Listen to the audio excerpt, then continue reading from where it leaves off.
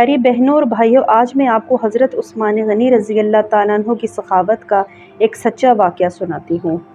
ایک حاجت مند حضرت عثمان غنی رضی اللہ تعالیٰ عنہ کے دروازے پر غروب آفتاب کے بعد آیا۔ ابھی اس نے دستک نہ دی تھی کہ حضرت عثمان غنی کی آواز اس کے کانوں میں پڑی۔ وہ اپنی اہلیہ سے شکایت کر رہے تھے کہ چراغ کی بتی موٹی ہے، جو تیل زیادہ استعمال کرنے کا سبب بن رہی ہے۔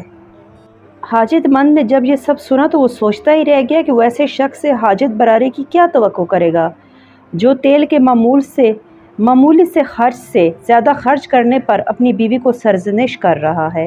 اس نے ارادہ کیا کہ حاجت بیان کر دیکھوں، شاید میری کچھ امداد کر ہی دیں۔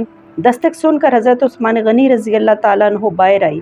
حاجت مند نے اپنی حاجت بیان کی اور لہجے میں زیادہ زور دیتے ہوئے کہا کہ ضرورت کچھ زیادہ ہی ہے۔ حضرت عثمان غنی رضی اللہ تعالیٰ عنہ نے اس شخص کا ہاتھ تھاما، بستی سے باہر لے گئے جہاں آپ کا سامان تجارت بڑی تعداد میں رکھا ہوا تھا۔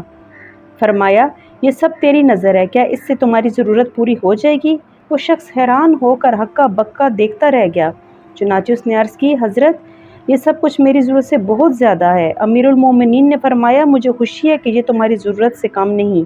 اس شخص نے کہا، اے حضرت ایک بات بتائیے، چراغ کی بتی قدرے موٹی ہو جانے پر آپ اپنی زوجہ محترمہ کو سرزنش کر رہے تھے، حالانکہ چراغ اس قدر روشنی رکھنے میں شاید صرف 1 درم کا تیل استعمال نہ ہوتا ہو۔